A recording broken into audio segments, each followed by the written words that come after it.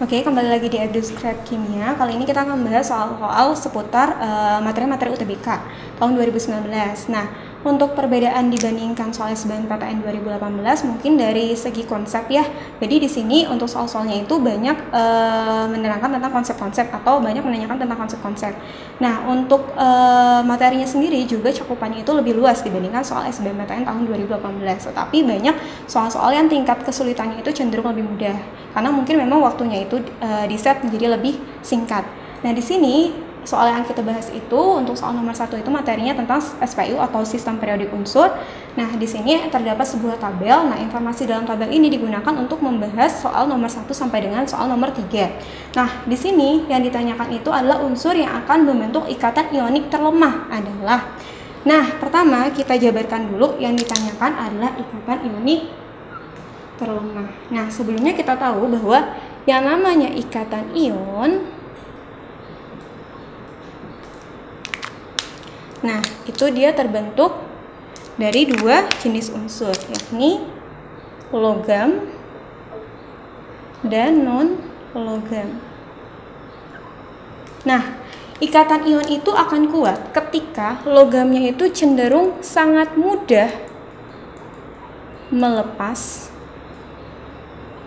elektron, dan si non-logamnya ini cenderung sulit melepas elektron.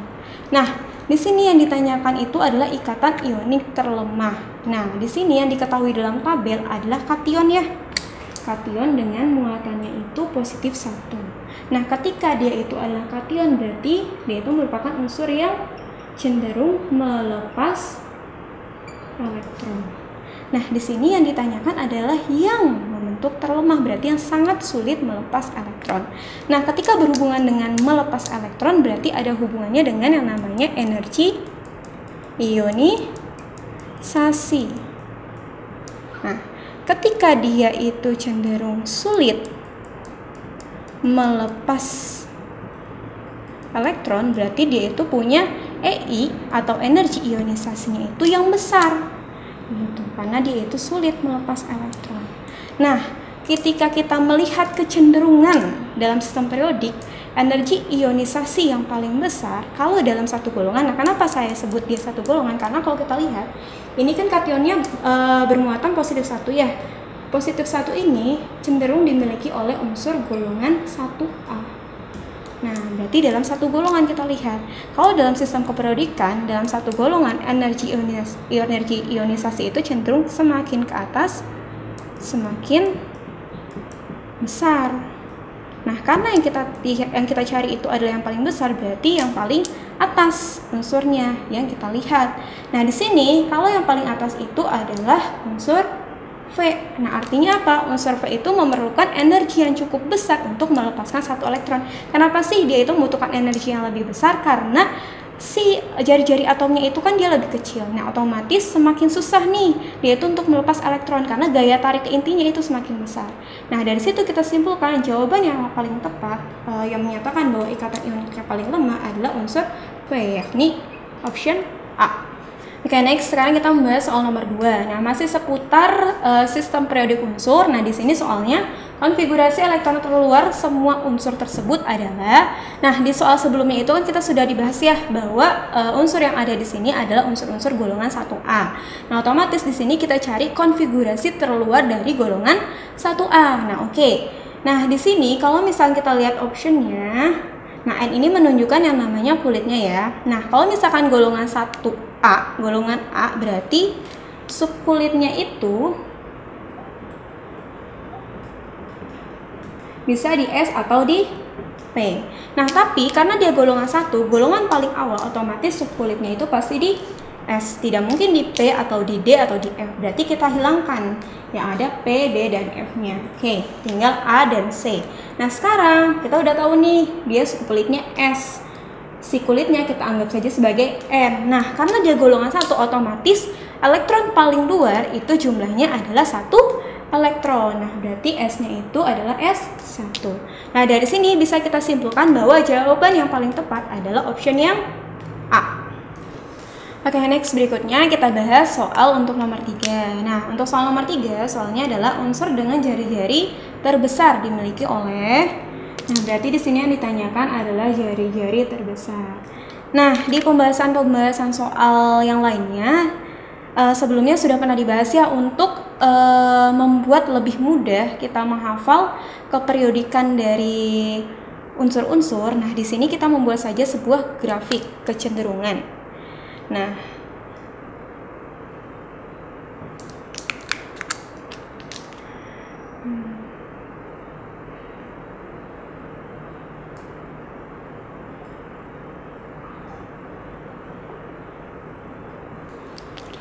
di sini biasanya untuk jari-jari atom saya buat grafik kecenderungan seperti ini gitu. Artinya ketika kita menggambarkan sebuah sistem periodik unsur, semakin ke kiri itu semakin besar sesuai dengan tanda panahnya, dan semakin ke bawah juga semakin besar. Nah, ini untuk menyatakan sifat apa aja selain jari-jari atom. Di sini saya singkat sebagai jeruk bali. Nah, jeruk bali itu ada apa aja? J-nya ini menyatakan yang namanya jari-jari atom yang akan kita cari. Nah, R-nya ini menyatakan sifat reduktor. B-nya ini menyatakan sifat kebasaan atau basah, dan terakhir L-nya ini menyatakan sifat logam. Nah, artinya apa? Semakin ke kiri dan semakin ke bawah dalam sistem periodik unsur, keempat sifat ini maka cenderung lebih kuat atau lebih besar sifatnya. Nah, sekarang di sini kan yang ditanyakan adalah jari-jari yang paling besar. Nah, dan dia ini unsur-unsurnya itu terletak pada satu golongan. Nah, karena satu golongan berarti kita fokus saja yang arahnya vertikal. Nah, kalau kita lihat yang arahnya vertikal, artinya si jari-jari atom itu akan semakin besar jika semakin ke bawah. Nah, semakin ke unsur dengan nomor atom yang paling besar. Nah, berarti tinggal kita lihat saja dalam tabel mana nomor atom yang nilainya itu paling besar. Nah, di sini berdasarkan tabel, nomor atom yang paling besar itu dimiliki oleh Z. Nah, berarti option yang tepat itu adalah option E. Nah, berikutnya kita akan membahas soal nomor 4. Nah, soalnya itu materinya tentang ikatan kimia. Nah, di sini soalnya molekul PCl3 mempunyai 4 domain pasangan elektron di sekitar atom pusat P dengan satu domain berupa pasangan elektron bebas yang tidak berikatan. Nah, yang ditanyakan di sini adalah geometri dari si PCl3. Nah, di sini kita lihat nih kata kuncinya. Katanya dia itu PCl3 punya 4 domain. Berarti di sini bisa kita simpulkan jumlah domainnya ada 4. Nah, domain itu adalah jumlah PeB dengan jumlah Pi. Nah, di sini dikatakan lagi bahwa dia itu punya satu domain berupa pasangan elektron bebas. Nah, berarti artinya dia itu punya PeB. Berapa jumlah PeB-nya? Ada 1. Nah, berarti di sini bisa kita simpulkan dia itu juga punya Pi yang jumlahnya 4 dikurangi 1, yakni 3. Nah, dari sini bisa kita tarik kesimpulan bahwa tipenya itu adalah tipe A, X, jumlah yang berikatannya itu adalah 3, dan dia itu punya PeB-nya 1. Nah, tipenya adalah AX3E. Nah, tipe ini memiliki bentuk molekul yakni piramida segitiga. Nah, berarti jawabannya itu adalah yang D. Nah, sebenarnya cara gampangnya itu kita bisa lihat dari sini aja sih teman-teman. Kalau misalnya kita nggak tahu tipenya apa dan bentuknya apa, kalau misalnya kita nggak hafal ya. Nah, di sini kan kita lihat ya dia itu punya Pi-nya 3, otomatis kan diberi ikatan dengan 3 atom lain nih. Nah, berarti bentuknya kemungkinan adalah bentuk segitiga. Nah, dia itu punya PeB atau pasangan elektron bebasnya 1. Nah, kalau misalkan suatu senyawa itu punya PeB, dia itu cenderung membentuk molekul yang sifatnya piramid. Nah, berarti di sini kita bisa simpulkan bentuknya itu adalah piramida segitiga. Kalau misalkan mau ngambil cara yang lebih mudah. Oke, next berikutnya kita akan bahas soal nomor 5. Nah, materinya ini seputar materi keseimbangan. Nah, di sini ditampilkan sebuah grafik, yaitu grafik reaksi keseimbangan antara A, B, dan C. Nah, di sini grafiknya itu terdiri dari konsentrasi yang dinyatakan dengan satuannya molaritas dan waktu reaksi yang dinyatakan dengan satuannya menit. Nah, yang ditanyakan adalah reaksi keseimbangan yang terjadi adalah. Nah, berarti langkah yang harus kita lakukan adalah mendeskripsikan dari grafik ini menjadi sebuah reaksi. Nah, sekarang kita tentukan dulu mana yang menjadi reaktan dan mana yang menjadi menjadi produk. Nah, tentunya reaktan itu adalah senyawa yang cenderung makin lama itu akan makin berkurang. Nah, sekarang tinggal kita lihat mana sih senyawa yang berkurang. Nah, yang berkurang itu adalah senyawa A ya. Berarti di sini yang menjadi reaktan hanyalah senyawa A. Nah, kita sudah dapatkan reaktannya. Karena dia merupakan reaksi setimbangan, jadi kita tulis di sini panahnya bolak-balik. Nah, sekarang yang menjadi produk itu siapa? Produk itu cenderung bertambah dari waktu ke waktu. Nah, yang pertama otomatis sisanya ya. Berarti kita lihat yang naik grafiknya B dan C. Nah, berarti yang menjadi produk adalah B dan C. Nah, terus habis itu diapain lagi? Nah, sekarang kita lihat dari grafik ini bisa nggak sih kita buat kondisi mula-mula bereaksi dan setimbangnya? Oh, tentu saja bisa. Kenapa? Karena di sini kita bisa tahu kondisi awal dan kondisi akhir atau kondisi pada saat setimbang. Nah, kita buat ya. Mula-mula bereaksi setimbang. Nah, yang A karena dia itu merupakan reaktan, otomatis pasti ada yang namanya kondisi mula-mula ya. Kita lihat. A itu kondisi mula-mulanya konsentrasinya adalah 0,7 molar.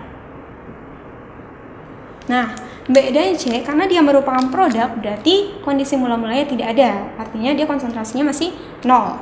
Nah, sekarang kondisi pada setimbangnya. Nah, sekarang kita lihat. Kondisi pada saat setimbang yang A dari awalnya 0,7 kemudian ketika setimbang berubah menjadi 0,5. Berarti di sini setimbangnya 0,5 molar. Nah, yang B ketika mencapai kondisi setimbang, nah B yang merah ya. Nah, konsentrasinya adalah 0,8 molar. Nah, yang C pada saat setimbang yang warna kuning konsentrasinya itu menjadi 0,4 molar. Nah, dari sini bisa nggak sih kita mencari konsentrasi pada saat bereaksinya? Oh, tentu saja bisa. Pada saat konsentrasi produk, pada saat setimbang, dan pada saat bereaksi itu tentu sama. Berarti tinggal kita naikkan saja ya. Di sini kita rubah saja warnanya. Yang C-nya berarti 0,4 M, yang B-nya 0,8 M. Nah, yang A-nya itu tinggal kita kurangi saja. 0,7 dikurang 0,5 berarti 0,2 M. Nah, kita semua tahu bahwa konsentrasi pada saat bereaksi itu akan sama dengan perbandingan koefisien. Nah, berarti di sini kita bisa cari koefisien dari masing-masing A, B, dan C dari perbandingan konsentrasi pada saat bereaksi. Nah, sekarang kita bandingkan. A berbanding B berbanding C. A-nya 0,2 M, B-nya 0,8 M, C-nya 0,4 M. Nah, kita bandingkan. Nah, kita dapat perbandingannya 1 banding 4 banding 2. Nah, di sini bisa kita simpulkan bahwa reaksi yang terjadi adalah A menjadi 4B plus 2C. Nah, dari sini kita lihat option yang paling tepat yang menunjukkan reaksinya adalah option yang D. Oke, next soal berikutnya soal nomor 6. Nah, di sini materinya temanya tentang termokimia. Nah, di sini ditampilkan sebuah grafik. Grafiknya itu tentang grafik reaksi dari C plus O2 menjadi CO2. Yang ditanyakan dari grafik ini adalah yang paling menentukan reaksi. Nah, itu tahapan yang mana? Nah, sekarang kita lihat ya, kalau kita lihat grafiknya ini reaksinya itu merupakan reaksi elementer, yakni reaksinya itu berlangsung dalam beberapa tahap. Nah, tahap pertama kita lihat reaksinya berubah dari C plus O2 itu menjadi CO plus setengah O2. Nah, di sini kita tulis saja ya. Yang pertama, C plus O2 itu berubah menjadi CO plus setengah O2. Nah, reaksi yang kedua berarti dari CO plus setengah O2 itu berubah menjadi CO2. Nah, CO plus setengah O2 dari hasil reaksi tadi itu berubah menjadi CO2. Ini yang tahap pertama, ini tahap kedua. Nah, C plus O2-nya ini kita anggap sebagai A. CO plus setengah O2-nya ini kita anggap sebagai B. Nah, ini berarti adalah si B-nya. Nah, CO2-nya ini kita anggap sebagai C. Nah, sekarang ditanya itu adalah yang paling menentukan reaksi. Nah, yang paling menentukan reaksi dalam reaksi elementer itu yang reaksinya itu berjalan lebih lambat. Nah, kenapa lebih lambat? Karena biar lebih kelihatan tuh mana tahap-tahapannya seperti itu. Nah, sekarang gimana caranya kita menentukan mana reaksi yang berlangsung lebih lambat? Nah, reaksi itu akan berlangsung lebih lambat ketika memiliki energi aktivasi yang cukup besar. Nah, berarti sekarang kuncinya kita tinggal lihat aja nih mana energi aktivasinya yang nilainya itu lebih besar. Nah, di sini kan ada 2 tahap ya. Kita lihat tahap pertama. Energi aktivasinya itu kira-kira berlangsungnya dari sini sampai sini ya. Berarti EA-nya kira-kira besarnya segini. Nah, untuk yang kedua dari sini ke sini. Nah, ini EA1 kita tandai saja. Ini EA2 supaya nggak ketukar. Nah, dari sini kita bisa lihat mana sih yang memiliki energi aktivasinya lebih besar, dari A ke B atau dari B ke C. Nah, ketika kita bandingkan, yang memiliki energi aktivasi paling besar adalah EA1 ya, itu dari reaksinya A menjadi B. Berarti kemungkinan jawabannya itu adalah yang A dan yang B. Nah, sekarang kita lihat apakah dia reaksinya cenderung endo atau cenderung exo. Nah, sekarang kita lihat kalau dari A sama B, entalpi reaksi A itu cenderung lebih tinggi ya, lebih tinggi dibandingkan entalpi reaksi B. Nah, ketika yang awalnya itu lebih tinggi dibandingkan yang hasil, maka dia itu cenderung reaksinya bersifat eksoterm atau melepaskan energi. Berarti dari sini kita simpulkan yang paling tepat option jawabannya itu adalah option B. Oke, masih seputar materi termokimia. Nah, kali ini kita akan membahas lagi soal berikutnya dari soal yang berhubungan dengan grafik ini. Nah, di sini yang ditanyakan adalah besarnya perubahan entalpi delta H seperti pada gambar adalah. Nah, berarti udah jelas ya yang ditanya itu adalah delta H yang ini. Nah, di sini sistemnya itu sama seperti hukum Hess. Nah, hukum Hess itu kan menyatakan jika delta H-nya itu ditambahkan dalam delta H setiap tahap itu sama dengan delta H akhir reaksi. Nah, di sini kita lihat ya, delta H-nya itu kan ada 2 tahapannya. Berarti ini kita anggap aja sebagai delta H1, ini kita anggap sebagai delta H2. Nah, delta H hasil reaksinya kita anggap sebagai delta H3. Nah, sehingga ketika kita membuat persamaannya, kita bisa hasilkan bahwa delta H1 ditambah delta H2 itu hasilnya pasti menjadi delta H3. Ini delta H hasil reaksi. Nah, sekarang kita masukkan nilainya. Delta H1 di sini nilainya itu sebesar minus 110,5 kJ. Delta H2 ini yang ditanyakan. Nah, delta H3 nilainya sebesar minus 393,5 kJ. Nah, sekarang berarti di sini kita bisa dapatkan nilai delta H2. Nah, delta H1-nya kita pindahkan ke kanan. Berarti minus 393,5 kJ. Nah, ini minus berubah kanan jadi positif 110,5 kJ atau kJ. Nah, minus dikurang plus, minusnya lebih besar, pasti hasilnya minus. Nah, tinggal kita kurang, 5 kurang 5, 0. 3 kurang 0, 3. 9 kurang 1, 8. 3 kurang 1, 2. Nah, hasilnya itu adalah minus 283 kJ. Nah, berarti di sini option yang tepat itu adalah option yang B. Oke, berikutnya kita akan membahas soal mengenai stoikiometri. Nah, di sini ada sebuah wacana. Wacananya itu tentang titrasi. Nah, yang ditanyakan di sini adalah konsentrasi SO2 dalam larutan adalah. Nah, di sini SO2-nya itu kan kita tidak diketahui ya konsentrasinya berapa. Yang diketahui itu hanya volume saja. Nah, berarti gimana cara mencarinya? Kita bisa cari dari perbandingan koefisien antara senyawa yang satu dengan senyawa yang lain. Nah, di sini yang bisa kita cari molnya mol siapa? Yang bisa kita cari itu adalah molnya KBrO4. Nah, dari mana kita bisa tahu? Karena di sini KBrO4 itu diketahui volume dan konsentrasinya. Nah, berarti di sini kita bisa cari berapa molnya. Nah, ketika diketahui volume dan konsentrasi, maka kita dapatkan rumus yang bisa kita gunakan untuk mencari mol adalah konsentrasi dikali volume.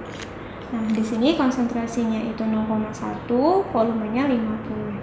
Nah, bisa dicoret, berarti kita dapatkan molnya 5. Tapi karena satuan volumenya adalah mili, berarti di sini satuannya menjadi 5 milimol. Nah, yang ditanyakan itu adalah molnya SO2. Nah, molnya SO2, molaritasnya SO2. Nah, di sini untuk molaritasnya SO2, rumusnya adalah mol per volume. Berarti otomatis kita harus cari molnya dulu. Nah, dari perbandingan ya yang tadi saya bilang. Di sini molnya KBRO4 itu adalah 5 milimol.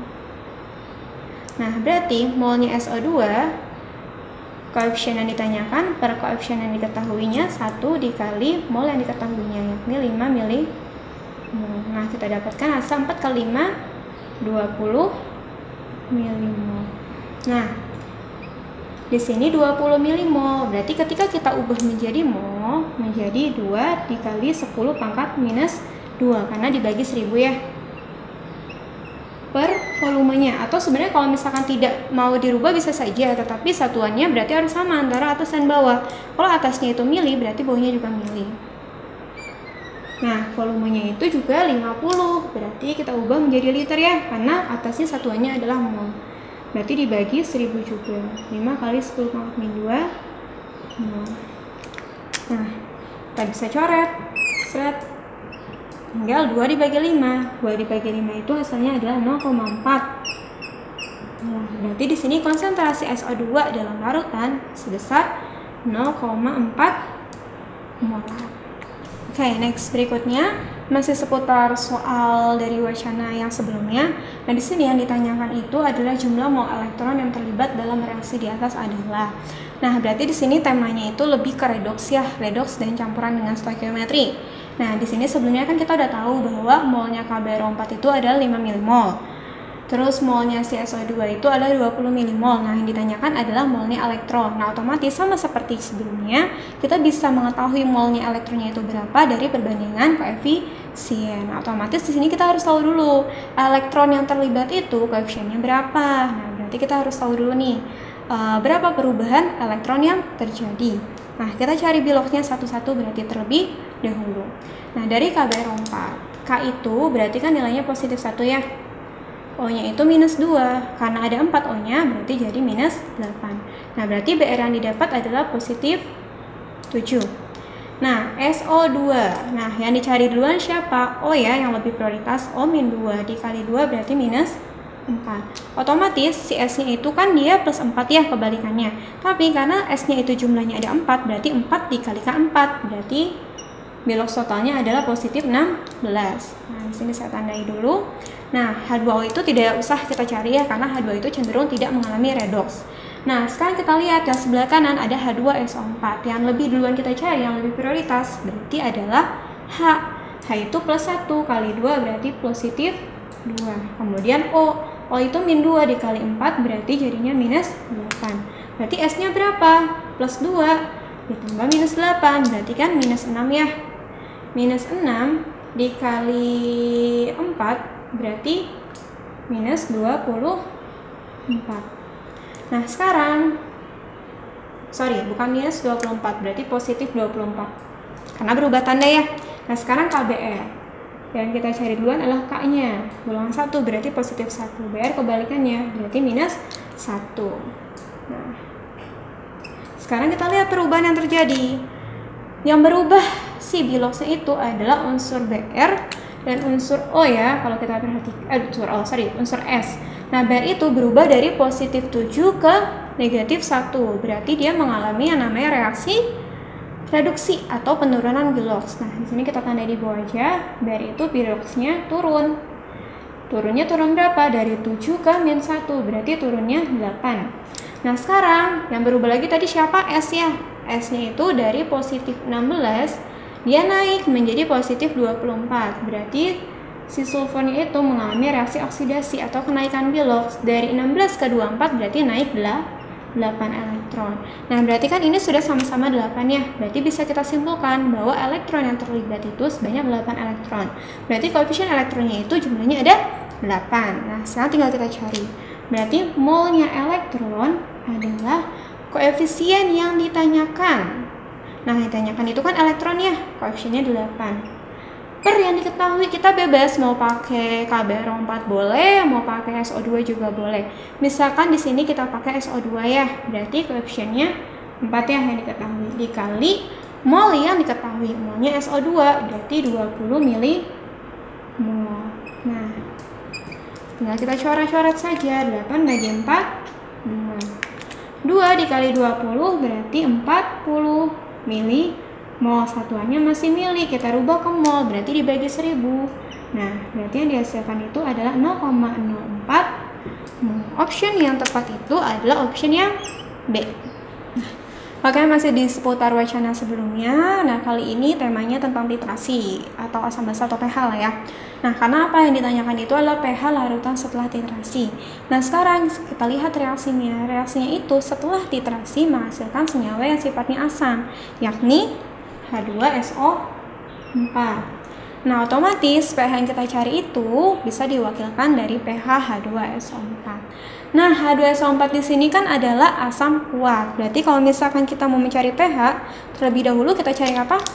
Oke, kita cari nilai H plusnya dulu. Konsentrasi H plusnya dari H2SO4. Nah, ketika dia itu sifatnya kuat, maka rumusnya adalah konsentrasi dikali apa? Dikali jumlah H-nya, atau di sini kita simpulkan dengan A saja. Nah, sekarang konsentrasi H2SO4 berapa? Nah, belum kita cari atau belum kita ketahui juga. Nah, berarti kita cari tahu dulu nih, caranya gimana? Sama kayak tadi, kita lihat dari perbandingan koefisien. Nah, di sini kita kan sudah tahu ya, koefisien KBrO4, koefisien SO2. Nah, koefisien antara SO2 dengan H2SO4 itu nilainya sama, yakni 4. Berarti kalau molnya itu 20, berarti di sini molnya H2SO4 juga 20 milimol. Nah, dari molnya bisa kita cari konsentrasinya. Gimana caranya? Konsentrasinya rumusnya apa? Mol per volume. Molnya itu 20 milimol. Volumenya adalah, nah volumenya yang kita pakai adalah volume total ya. Berarti 50 ditambah 50, yakni 100 milimol. Liter. Nah, bisa kita coret-coret saja. 2 dibagi 10 berarti kita dapatkan konsentrasi H2SO4 adalah 0,2 molar. Nah, di sini tinggal kita masukkan konsentrasinya 0,2 M. Nah, lalu jumlahnya berapa? Jumlah H dalam H2SO4 ada 2. Berarti konsentrasi H plusnya adalah 0,4 molar. Nah, dari sini kita bisa dapatkan nilai pH. pH itu rumusnya minus logaritma konsentrasi H+. Nah, masukkan nilainya. Minus logaritma 0,4 atau kita ubah jadi 4 kali 10 pangkat minus 1. Nah, berarti hasilnya adalah 1 min log 4. Nah, ini sudah dapat hasilnya, tapi kan nggak ada ya. Berarti mesti kita sederhanakan lagi. 4 itu bisa kita rubah jadi 1 min log 4-nya 2 pangkat 2 ya. Nah, pangkat-pangkat ini ingat sifat logaritma bisa kita turunkan ke depan logaritmanya. Berarti kalau kita turunkan jadinya 1 minus 2 log 2. Nah, berarti dari sini kita simpulkan option yang paling tepat adalah option yang E.